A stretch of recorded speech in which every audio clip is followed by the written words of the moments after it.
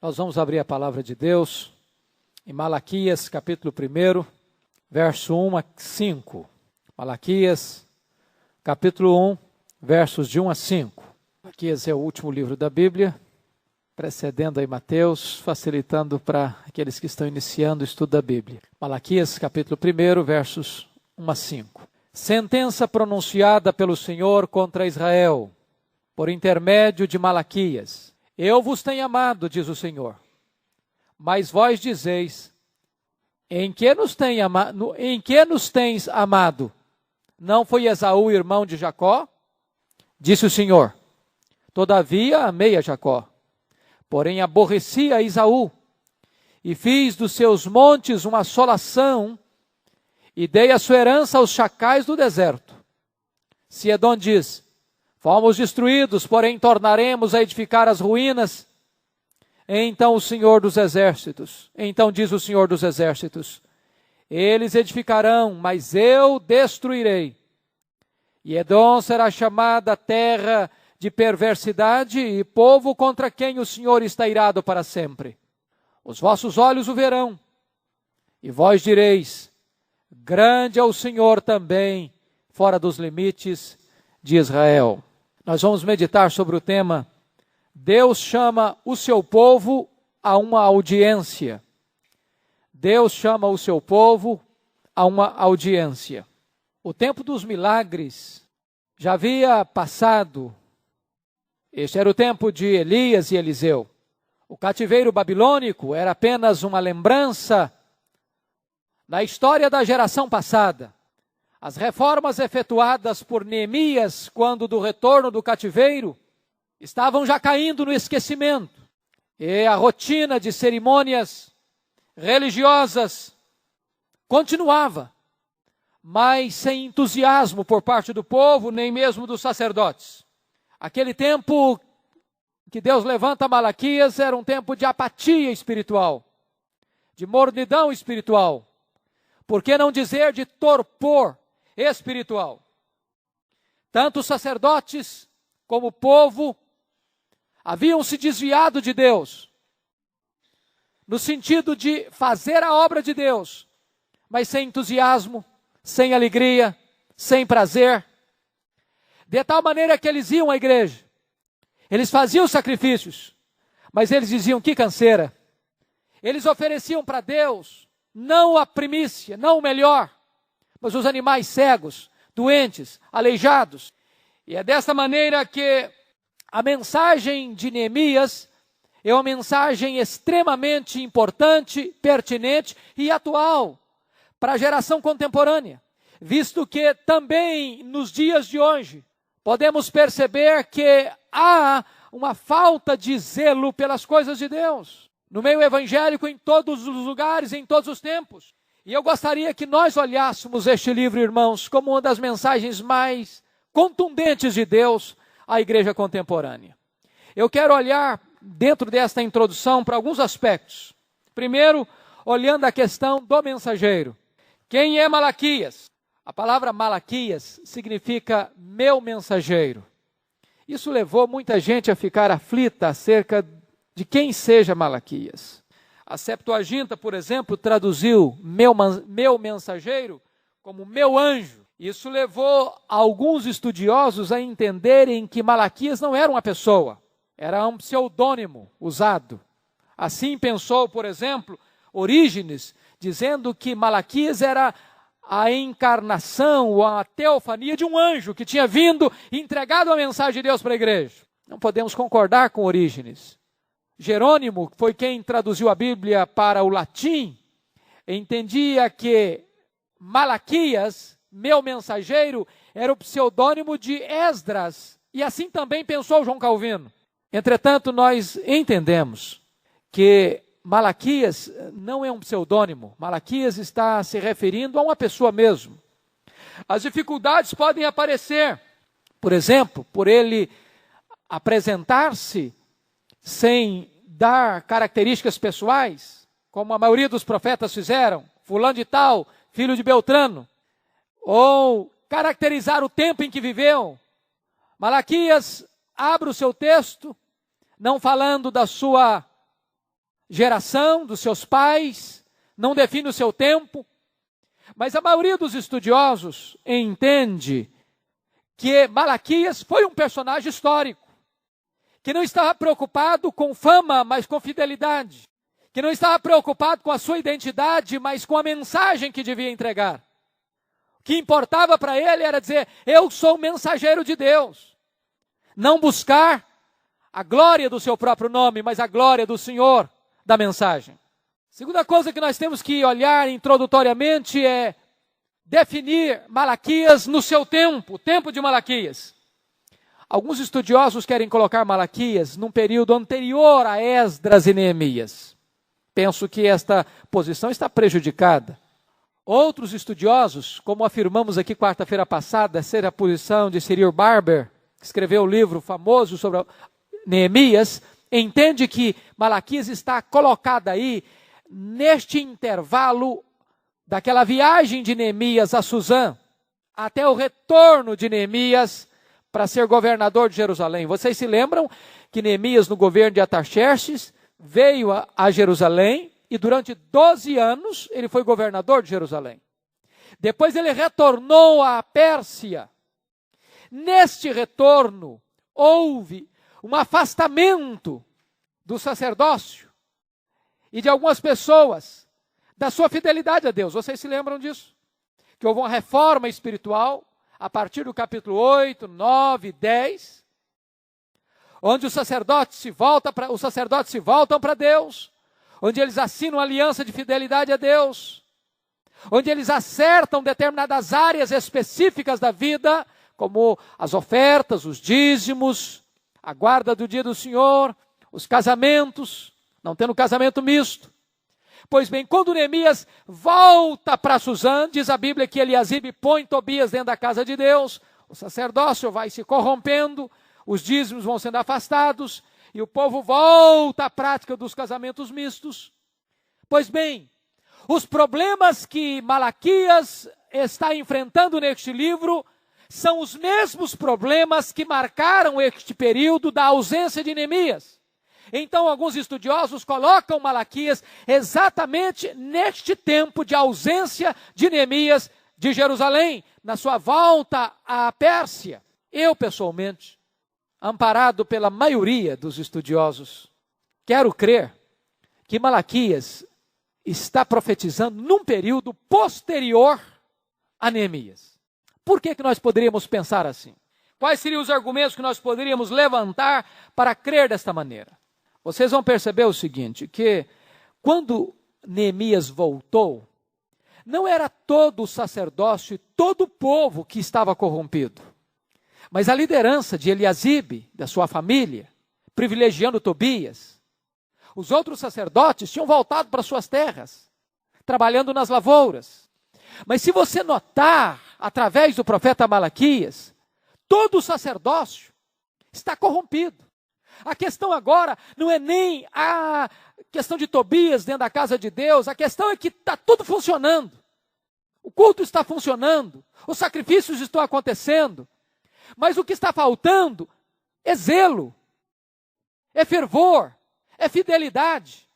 O que está existindo é uma deturpação do culto, ao ponto deles acharem a mesa do Senhor imunda, ao ponto deles oferecerem para Deus o resto, ao ponto deles não oferecerem para Deus o melhor que tinham, tentando enganar o próprio Deus. Se você notar, Neemias está enfrentando uma questão de um culto insincero, havendo ritual, mas faltando vida. A infidelidade agora é generalizada. Além do mais, nós teríamos uma séria dificuldade de pensar que ainda sob a liderança de Neemias, o povo tivesse se afastado tão profundamente, tão generalizadamente da lei de Deus. Parecia ser incompatível com a presença, com a firmeza, com a liderança de Neemias, se Neemias estivesse em Jerusalém nesse mesmo tempo. Além do mais, nem Neemias faz referência a Malaquias, nem Malaquias faz referência a Neemias. De tal maneira que nós cremos que o que está acontecendo é que Neemias, ou que Malaquias está profetizando tempos depois de Neemias, aí por volta do ano 400 antes de Cristo. O que está acontecendo é que a segunda reforma de Neemias, que nós estudamos quarta-feira passada, está também caindo em descaso. O povo está voltando novamente ao fracasso espiritual. E então Deus levanta a sua última voz no Velho Testamento para chamar a atenção do povo da aliança a fazer um concerto com Deus. A partir de Malaquias, houve-se um silêncio profético de 400 anos. Só se ouvindo então esta voz profética através de João Batista anunciando o Messias de Deus. Vamos olhar um aspecto outro aqui desta introdução, que é o estilo deste profeta. Se você notar, Malaquias é aquele que vai tratar deste livro da aliança com Deus. O povo é o povo da aliança. Ora, Deus está tratando o povo de Israel como marido de Israel. Ora, Deus está olhando para o povo de Israel dizendo, vocês são meus filhos, eu sou o pai de vocês. Em ambas as figuras, tanto de marido quanto de pai, a figura central deste livro é que Israel é o povo da aliança e Deus é fiel a esta aliança. Se vocês notarem, todo o livro está baseado numa audiência. É como se Deus convocasse o seu povo para 8 audiências diferentes. E nessas audiências, 3 coisas vão acontecer. Primeiro, a afirmação. Deus afirma uma verdade. Por exemplo, eu vos tenho amado. Aí vem uma interrogação. Em que nos tem amado? E vem em terceiro lugar, uma refutação. Nisto. Não era Jacó, irmão de Esaú, entretanto eu amei a Jacó e aborreci a Esaú. Em todas as 8 audiências, há uma afirmação de Deus, há uma refutação do povo, há uma interrogação do povo e há uma refutação de Deus. Se vocês querem olhar, nós vamos trabalhar isso, mas rapidinho aí com a sua Bíblia aberta, vocês podem ver quais são estas 8 audiências. Capítulo 1, verso 2. Eu vos tenho amado, diz o Senhor, mas vós dizeis, em que nos tem amado? Não foi Esaú, irmão de Jacó, diz o Senhor, todavia amei a Jacó. Capítulo 1, verso 6. O filho honra o pai, o servo ao seu senhor. Se sou o pai, onde está a minha honra? E se sou o Senhor, onde está o respeito para comigo? Diz o Senhor dos Exércitos. A vós outros, ó sacerdotes, que desprezais o meu nome. Vós dizeis, em que desprezamos nós o teu nome? A resposta vem logo no versículo 7. A terceira audiência. Ofereceis sobre o meu altar pão imundo, e ainda perguntais, em que te havemos profanado? Nisto que pensais a mesa do Senhor é desprezível. Quarta audiência, capítulo 2, verso 14. E perguntais, por quê? Porque o Senhor foi testemunha da aliança entre ti e a mulher da tua mocidade, com a qual tu foste desleal, sendo ela a tua companheira e a mulher da tua aliança. Quinta audiência, capítulo 2, verso 17. Enfadais o Senhor com vossas palavras e ainda dizeis, em que o enfadamos? Nisso que pensais, qualquer que faz mal, passa por bem aos olhos do Senhor, e desses é que ele se agrada. Ou, onde está o Deus do juízo? Sexta audiência, capítulo 3, verso 7. Tornai-vos para mim, e eu me tornarei para vós outros, diz o Senhor dos Exércitos. Mas vós dizeis, em que havemos de tornar? Sétima audiência, 3:8. Roubará o homem a Deus? Todavia vós me roubais e dizeis, em que te roubamos? Nos dízimos e nas ofertas. Oitava audiência, capítulo 3, verso 13. As vossas palavras foram duras para mim, diz o Senhor, mas vós dizeis, em que temos falado contra ti? Notem vocês que esta é a tônica de estilo de todo o livro. É uma audiência, onde Deus afirma, onde o povo interroga e Deus refuta. Dito isso, como introdução, eu creio que nós podemos entrar no texto lido. Primeiramente, vejamos a mensagem solene de Deus, versículo 1. A natureza da mensagem. Sentença pronunciada pelo Senhor. Esta palavra sentença aqui é uma palavra fortíssima. Na língua grega, se você pegar, basicamente todas as versões, vai usar a palavra peso, fardo. A ideia aqui é a seguinte, que o que Malaquias está recebendo não é apenas uma palavra, mas uma palavra pesada. Não é apenas uma mensagem, mas uma mensagem difícil de ser entregue. Não é uma mensagem palatável, azeitada, fácil de deglutir. Na verdade, Malaquias está recebendo um peso de Deus, um fardo de Deus. Uma mensagem pesada de Deus, pesada para quem fala, pesada para quem ouve e pesada para quem envia. Pesada para Malaquias, pesada para Israel, pesada para Deus. Muitas vezes, irmãos, não é fácil pregar a mensagem de Deus. Acho que nenhum mensageiro tem prazer em trazer para o povo de Deus uma palavra dura. Jeremias diz isso no capítulo 4, verso 19, quando ele olha para aquela situação do seu povo que estava indo para o cativeiro, a guerra chegando, Babilônia ia cercar Jerusalém, e ele tinha percebido o drama da cidade dele sendo pisada, saqueada, destruída. E ele começa a conversar e diz: ah, meu coração, as paredes do meu coração, o meu coração. É como se eu estivesse sentindo um peso no coração, um aperto no coração, como se esse homem fosse desmaiar de dor ao entregar aquela mensagem ao povo. Há momentos em que a mensagem é entregue com dor, com lágrimas, com fardo sobre os ombros. E o que é que pesava tanto o coração de Deus, de Malaquias, em entregar aquela mensagem? O que estava acontecendo? Duas coisas, irmãos. Primeira coisa que estava acontecendo era o formalismo religioso e o ceticismo religioso. As coisas estavam acontecendo. O culto estava acontecendo. O sacrifício estava acontecendo. Mas não passava de uma formalidade. E mais ainda, o povo tinha ceticismo no coração. Deus dizia: eu vos tenho amado. Em que nos tem amado? Roubará o homem a Deus? Em que nós estamos te roubando?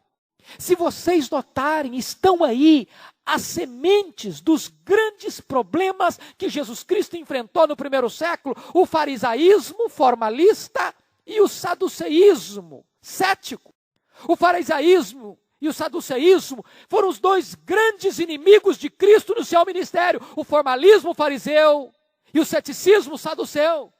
Estava já aí as sementes desses dois males 400 anos antes de Cristo. E porventura não são esses dois grandes males que enfrentamos, o formalismo e o chamado liberalismo teológico? Porque se vocês olharem na Bíblia, os saduceus eram liberais. Eles não acreditavam em anjos, eles não acreditavam em ressurreição, eles não acreditavam, de certa forma, na questão da escatologia da vida futura. Eles olhavam para a Bíblia e diziam: isso aqui nós cremos, isso aqui nós não cremos. Por outro lado, os fariseus, que criam em cada vírgula da lei, também não viviam de acordo com a lei. Porventura não são esses os problemas da igreja contemporânea? De um lado o liberalismo, de outro lado a ortodoxia morta? Mas vamos ver, em segundo lugar, a autoridade da mensagem. Diz o texto: sentença pronunciada pelo Senhor. A sentença não é do profeta. A mensagem não é do profeta. A mensagem é de Deus. Isso é tão importante entender, irmãos. O pregador não cria a mensagem. Ele é portador da mensagem. Ele não é a origem da mensagem. A mensagem é de Deus. A palavra é de Deus. A mensagem é divina.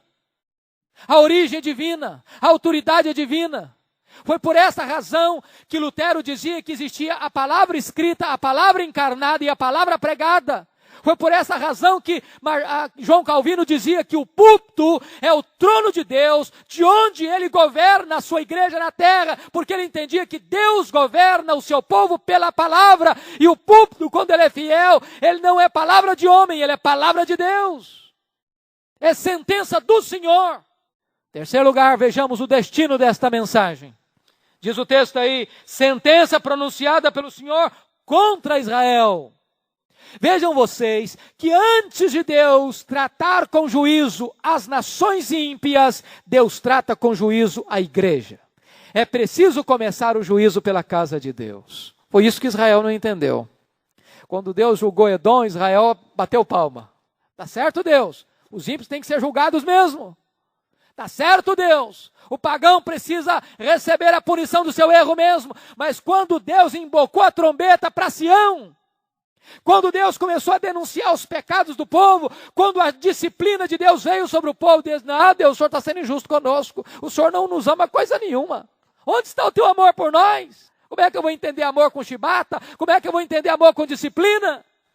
Meus irmãos, porventura nós não somos culpados do mesmo pecado às vezes? Nós gostamos de receber as benesses de Deus, Mas quando Deus nos disciplina por causa do nosso erro, nós começamos a pôr em dúvida o amor de Deus por nós. Mas vamos ver o instrumento da mensagem. Versículo 1. Sentença pronunciada pelo Senhor contra Israel por intermédio de Malaquias. É interessante que Deus levanta homens para pregar. Não o que eles querem pregar. É um fardo. Essa palavra aqui, na língua hebraica, significa fardo. Não o que ele quer pregar. Não o que o povo quer ouvir. Mas Deus levanta homens para pregar o que o povo precisa ouvir. Para pregar a própria mensagem de Deus. Certamente a mensagem de Deus não tem o propósito de agradar os ouvintes, mas de salvá-los. E por isso eu chamo a sua atenção para a primeira coisa que esse texto então vai nos apresentar, que é o segundo ponto da nossa mensagem, o amor eletivo de Deus pelo seu povo. E eu quero colocar 3 coisas aqui. Primeiro, o amor declarado, depois o amor questionado e terceiro, o amor demonstrado. Vamos ver em primeiro lugar, é um amor declarado. Eu vos tenho amado, diz o Senhor. Eu vos tenho amado. Deus ama e Deus declara que ama. E sabe por que Deus ama? E sabe por que Deus não abandona? Sabe por que Deus não desiste? É porque o próprio capítulo 3, verso 6 diz assim: porque eu, o Senhor, não mudo, por isso, vós, ó filhos de Israel, não sois consumidos. Deus ama, porque este Deus que ama é imutável. Irmãos, essa é uma das coisas mais sublimes que às vezes nós, por não entendermos, sofremos. Muitas pessoas pensam assim: o amor de Deus por nós varia, como o nosso amor por Deus varia também. O amor de Deus por nós não varia. Não é menor ou maior, ele é o mesmo, sempre. Com amor eterno eu te amei. De tal maneira que quando você tropeça e cai, Deus não deixa de amar você e Deus não ama você menos. Se fosse assim, nós estaríamos destruídos. Se o amor de Deus por nós dependesse da nossa constância, estaríamos destruídos. É porque eu não mudo, é que não sois consumidos, diz o Senhor. Mas vejam vocês que Deus ama o seu povo como um marido ama a esposa, como está lá no capítulo 2, verso 11, e como um pai ama o seu filho, como está lá no capítulo 1, verso 6. Deus ama não porque a causa do amor de Deus esteja no objeto amado, mas Deus ama porque Ele é amor. A causa do amor de Deus está nele mesmo. Agora veja bem que o amor aqui, o amor eletivo de Deus. Deus amou a Jacó e aborreceu a Esaú. Agora você há de perguntar, por que é que Deus escolheu você? Você já parou para perguntar isso? Por que Deus escolheu você? Por que Deus elegeu você? Porque Deus pôs o coração dele em você. Onde está a causa da eleição divina? Em ter amado você antes da fundação do mundo. Em ter escolhido você antes da fundação do mundo. E eu quero dizer 4 coisas aqui. Em primeiro lugar, queridos irmãos, Deus não escolheu você porque Deus previu que você ia crer nele. Isso é o que ensina os arminianos. Os arminianos dizem o seguinte: porque Deus previu que eu ia crer nele, então ele me escolheu. Ora, se for assim, a causa da eleição seria a fé. Mas a Bíblia diz que a causa da eleição não é a fé. Ao contrário, a Bíblia diz que a fé é consequência da eleição. Diz Atos 13, 48. Todos quantos foram destinados para a vida eterna, creram. Não diz que todos os que creram foram destinados para a vida eterna, mas diz que todos que foram destinados para a vida eterna creram, de tal maneira que a eleição é a causa e a fé é a consequência. Segunda coisa, sabe por que Deus escolheu você? Deus não escolheu você porque Deus viu em você boas obras. Então, porque você praticava boas obras, Deus escolheu você. Ao contrário, diz a Bíblia em Efésios 2:10, que nós somos feitura dele, criados em Cristo Jesus, para as boas obras e não por causa das boas obras.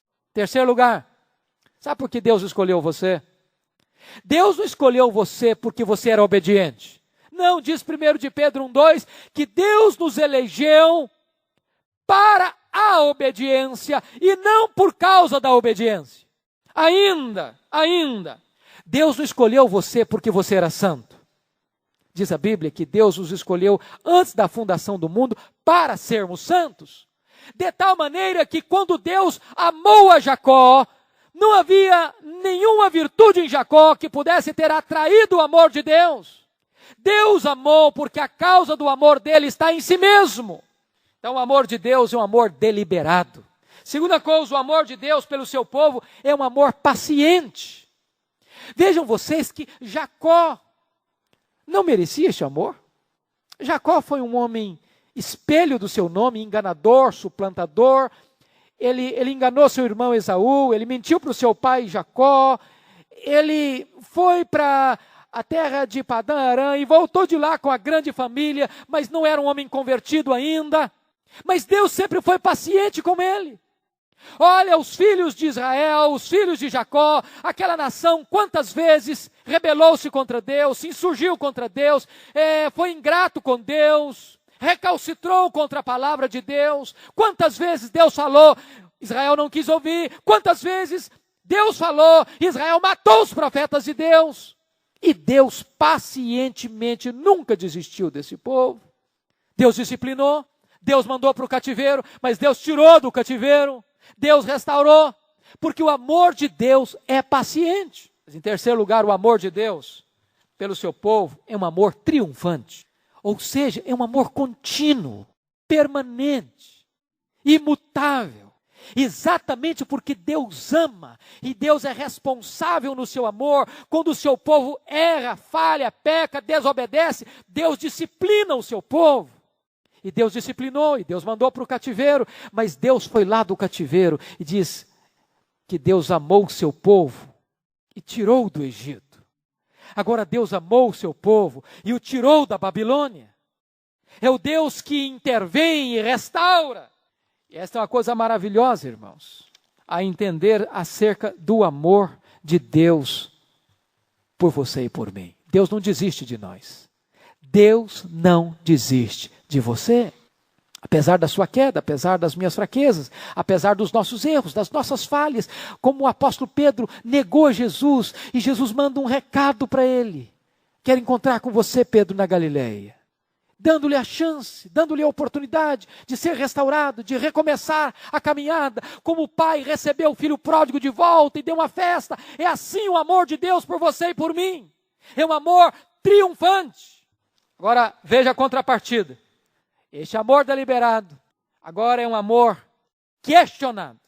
Em que nos tem amado? Pergunta o povo para Deus. Meus irmãos, pare para perceber uma coisa. A insensibilidade ao amor de Deus é a raiz, basicamente, de todos os graves pecados contra Deus. Perceba você, todas as vezes que você estiver questionando o amor de Deus por você, você abriu uma porta para o pecado entrar, para a tentação entrar, para a sedução entrar.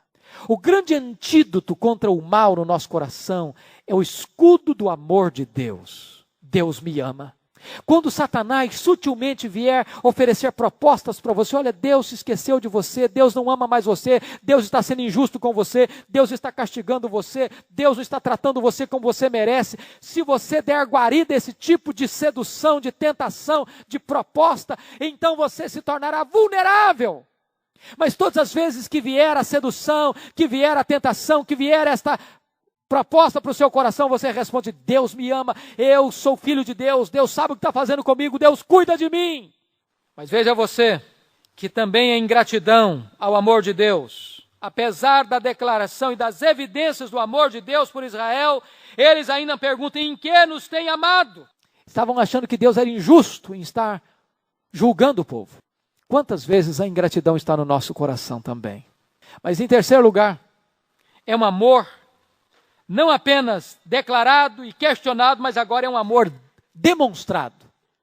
Em que nos tem amado? Deus responde, não era Jacó irmão de Esaú, entretanto eu amei a Jacó e aborreci a Esaú. O que isso significa? Primeiro, queridos, significa que Deus é o Deus que ama e tem uma escolha soberana. Ele escolheu Jacó soberanamente. Você pode me perguntar, por que Deus escolheu Jacó e não Esaú? Essa resposta eu não sei. Quem sabe? Pertence à economia da soberania de Deus. Mas não devíamos perguntar a Jacó, não. Por que Deus escolheu a mim? Por que Deus escolheu você? Por que você está aqui? Por que você é um servo de Deus hoje? Por que você adora a Deus hoje? Por que você ama a Deus hoje? Por que você hoje não está afundado no pecado, na rebeldia, na incredulidade? Por que você hoje não está prostrado diante de um ídolo? Por que você não é um pagão? Por que você não é um ateu? Por que você não é um blasfemo? Por que você não é um assassino, um ladrão, um adúltero? Por que você hoje não é um incrédulo? Sabem por quê? É porque Deus soberanamente, misteriosamente, pôs o coração dele em você. Você não merecia, eu não merecia. Nós não buscávamos a Deus, foi Ele que nos buscou, foi Ele que nos encontrou, foi Ele que nos achou, foi Ele que nos amou, foi Ele que nos conquistou. Tudo provém de Deus. A escolha de Deus é soberana. É interessante, irmãos, que quando a Bíblia trata dessa questão da eleição, da soberania de Deus, em lugar nenhum a Bíblia nos ordena ou nos permite ficar especulando. A Bíblia nunca especula sobre isso. A Bíblia afirma, a Bíblia revela. E cabe a nós, humildemente, nos prostrarmos aos pés e dizer: Deus, eu não entendo, mas eu te glorifico porque tu me escolheste. Segunda coisa, queridos, este amor declarado de Deus é revelado pela proteção amorosa. Como Deus livrou Jacó, salvou Jacó, abençoou Jacó, fez dele um povo, libertou esse povo, guiou este povo, deu provisão para este povo, protegeu este povo, deu a lei para este povo, uma terra para este povo, uma missão para este povo. É o Deus que chama, é o Deus que salva, é o Deus que santifica, que equipa, que prepara e que usa. Mas mais do que isso, em terceiro lugar, o amor revelado de Deus é demonstrado pela restauração milagrosa. Milagrosa. Lembra lá do profeta Zacarias, capítulo 3, quando o sumo sacerdote está oficiando diante de Deus, e Satanás, arqui-inimigo de Deus e nosso, se coloca do lado direito do sumo sacerdote, Josué, para se lhe opor.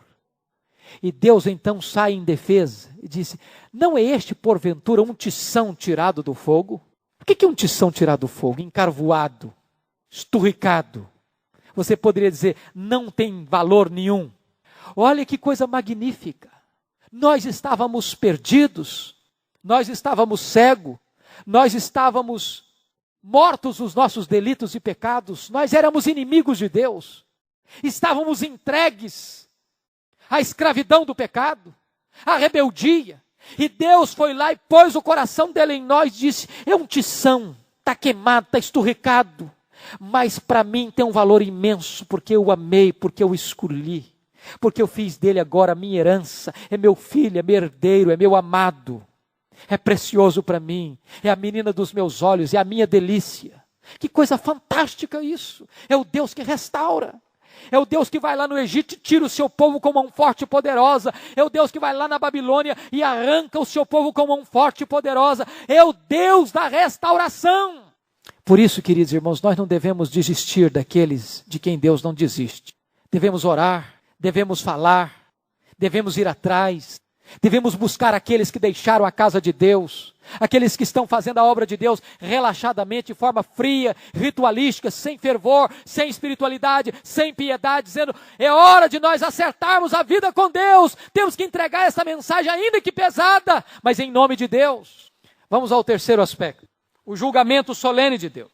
Versículos 3 e 4. Porém aborrecia Esaú, e fiz de seus montes uma assolação, e dei a sua herança aos chacais do deserto. Se Edom diz: fomos destruídos, porém tornaremos a edificar as ruínas. Então diz o Senhor dos Exércitos: eles edificarão, mas eu destruirei. E Edom será chamada terra de perversidade, povo contra quem o Senhor está irado para sempre. Vejam bem uma coisa aqui, irmãos.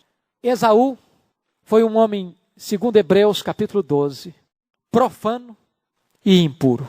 Deus conhecia o coração de Esaú. Primeira coisa que eu quero chamar a sua atenção é que Esaú rejeita a sua primogenitura. Troca a sua primogenitura por um prato de lentilhas. E diz a Bíblia lá em Gênesis 25, 34, que Esaú desprezou a sua primogenitura.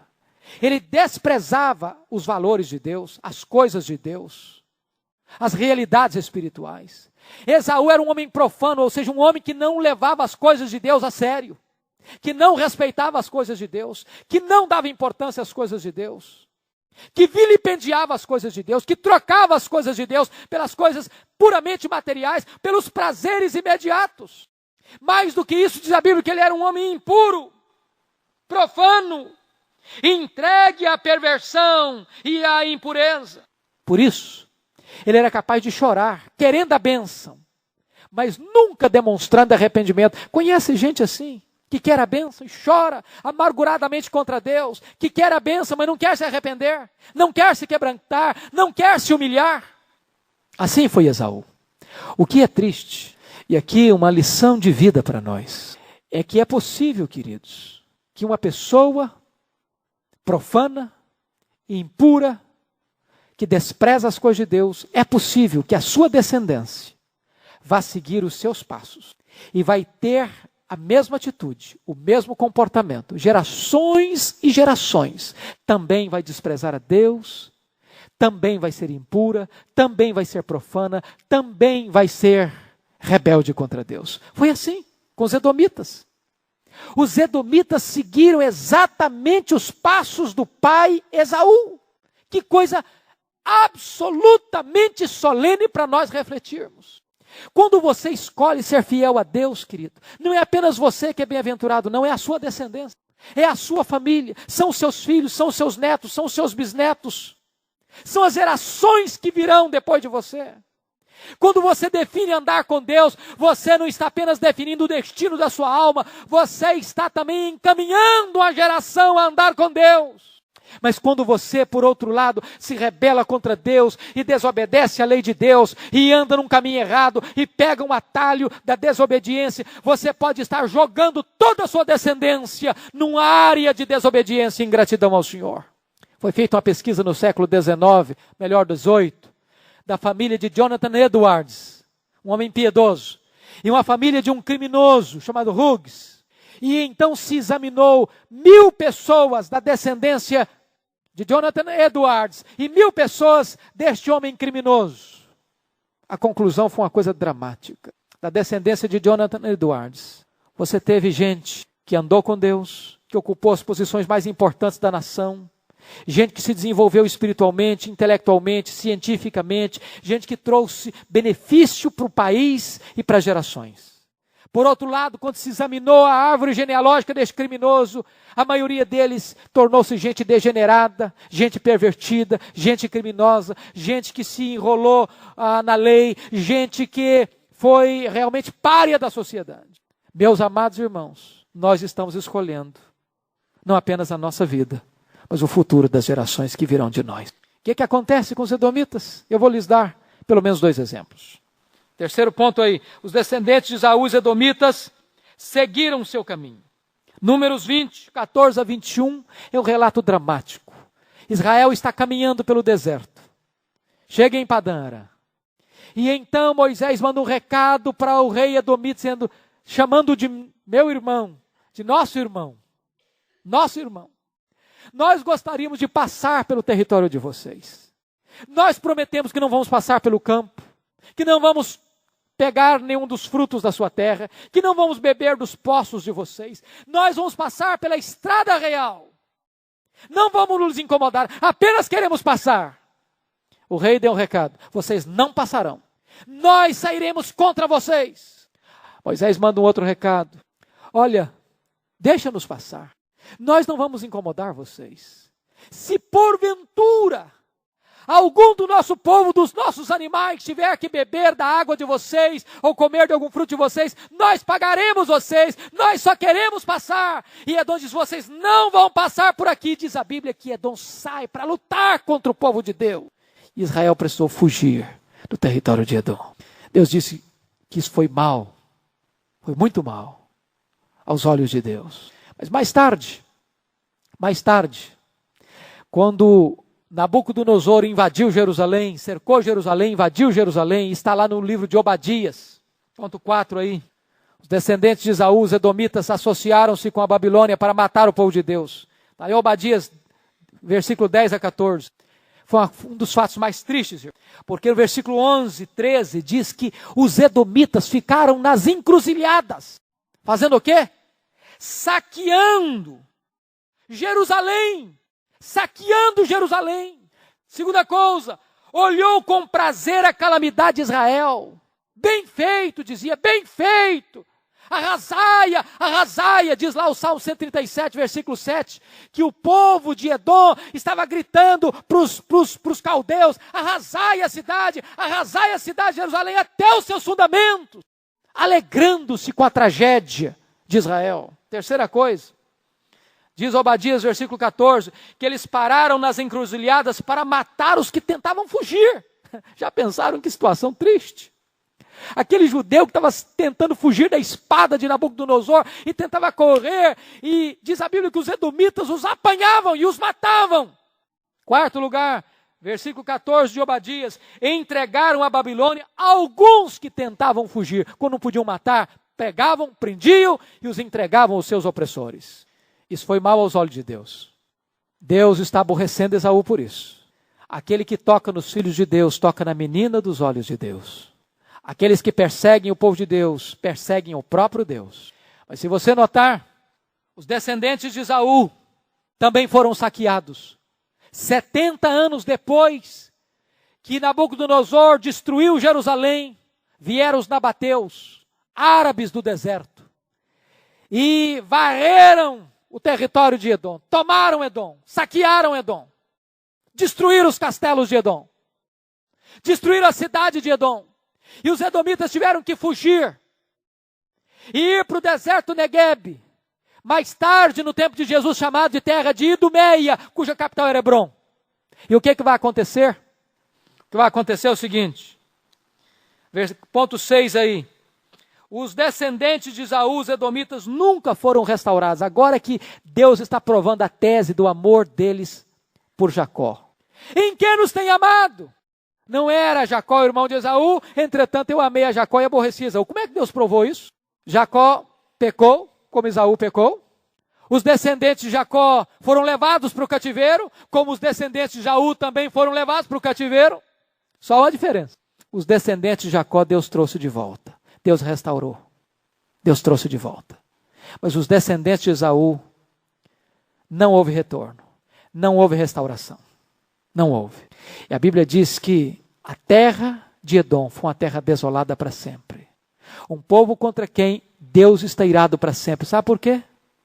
Porque nunca houve arrependimento desse povo. Nunca houve conserto. Nunca houve volta para Deus. Eles adoravam outros deuses. Eles serviam a outros deuses. Eles continuaram duros, recalcitrantes e rebeldes. Quando eles estavam dispostos a reconstruir, segundo o verso 4, eles estavam com propósitos errados. Eles querem reconstruir, mas não querem reconstruir com Deus. Eles estão com o espírito errado, porque eles disseram, nós retornaremos e reedificaremos. E Deus diz então o seguinte, vocês reconstruírem, eu vou destruir. Porque Deus é o Deus que põe abaixo e é o Deus que levanta. Deus é o Deus que manda para o cativeiro e Deus é o Deus que tira do cativeiro. Deus é o Deus que impede também de ser reconstruído. Os esforços do ímpio estão edificados sobre um fundamento errado. Porque eles querem reconstruir sem Deus. E Deus é o Deus que julga. Então, não adianta vocês reconstruírem porque eu vou derrubar de novo. É Babel. Quando o homem quer levantar uma cidade sem Deus, contra Deus, Deus confunde, Deus perturba e Deus não deixa esse projeto ir adiante. E eu quero terminar então, no versículo 5, fala sobre a grandeza universal de Deus. A grandeza de Deus é vista em seus graciosos atos com Israel, seu povo. Deus elege, Deus protege, Deus disciplina e Deus restaura. Mas a grandeza de Deus também é vista no julgamento dos ímpios. O que acontece com Esaú? Ele se alegrou com a ruína do povo de Deus, pois Deus mandou os nabateus contra eles. E eles foram saqueados, mas Deus não permite que eles sejam restaurados. Com isso, Deus está querendo dizer o seguinte, a soberania de Deus não é vista só na igreja. O poder de Deus não está só na igreja, não está só no povo de Deus. Deus não se restringe à igreja. O poder de Deus não se limita à igreja. Este é um erro, pensar que Deus é o Deus tribal, o Deus dos crentes, o Deus da igreja. Deus é o Deus de todo o universo. Deus age em todas as nações. O universo inteiro está debaixo da soberania de Deus. Está debaixo do governo de Deus. Deus é o Deus que reina sobre todos os povos. E Deus está dizendo o seguinte para Israel, abra os olhos, Israel. Olha para os seus lados e você vai ver que você é um povo especial. Para que você proclame às nações que eu sou Deus e eu sou honrado entre as nações.